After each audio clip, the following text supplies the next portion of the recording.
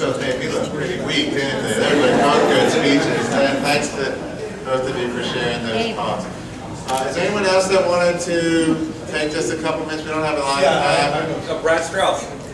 I got. I bet I know the story, Larry. Please share. The Jacobs family doesn't know this, Stand up.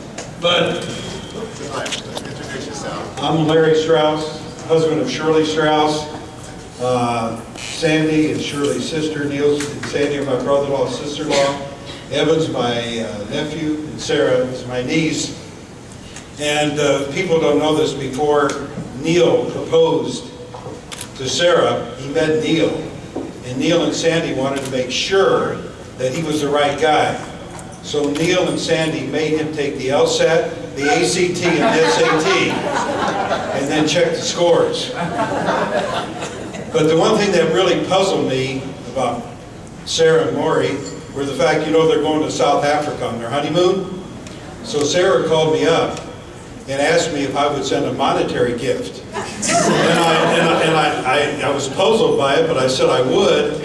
And then Maury called me back and said, would you send it overnight mail? So we did. And there's one other thing today at the hotel.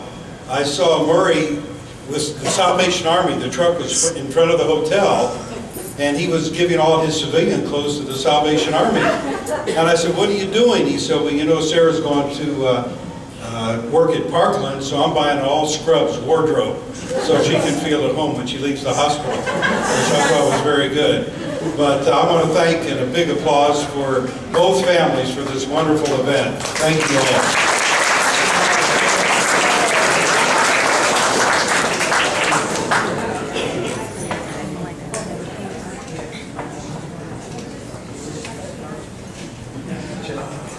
Hi everyone, my name is Rachel. I'm one of the bridesmaids. Sarah and I go back a really long time. When we were little kids, after school, we used to sit at the bus stop for hours playing a card game called Spit before we would walk home to our respective houses, or usually to one or the other house and hang out some more. In high school, we were co-captains of the cross-country team together. And then in college, we lived across the hall from one another. One night in college, Sarah invited me over to catch up. We chatted about our classes and about boys, of course, and she told me about a guy named Maury. And I responded, isn't he just one of your friends? And she looked at me and she said, yeah, he was just a friend. But then things sort of change, and somehow everything is different. And it was clear in that moment that everything would be somehow different for the rest of our lives. When we were little kids, Sarah was my friend that always had a theory about something. One of my favorite of her theories was that Sarah believed that hot chocolate could fix absolutely anything. So if we had had a bad day at school, or if we were nervous about a test that was coming up, she would say, just think about hot chocolate, and everything was magically better. I actually have a very distinct memory of us mouthing the words hot chocolate to one another when you were at your bat mitzvah, just right before you were about to read from the Torah. Sarah, I'm incredibly lucky to have you as a lifelong friend, and I love you both so, so much. And tonight, as much as I love margaritas, we love margaritas, because you know we love margaritas, I would like to just take a moment to toast you with something that you think is the absolute most wonderful, incredible, special thing in the whole world that can fix absolutely anything.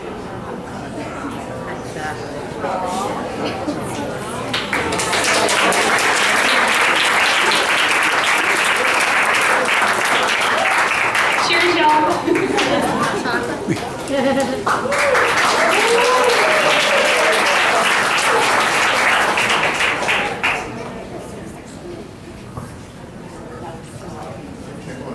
we'll let Susan talk, and then if this, we'll get on with the food after this, and then if we'll have time later as well. If there's others, okay, maybe one more now. Okay. Go ahead. I have to go after the one that makes everybody pumped. Okay. My name is Susan, and I'm Lynn's sister. And before I even start, I do want to say that the beautiful decorations on the table today were made by my sister. The beautiful decorations.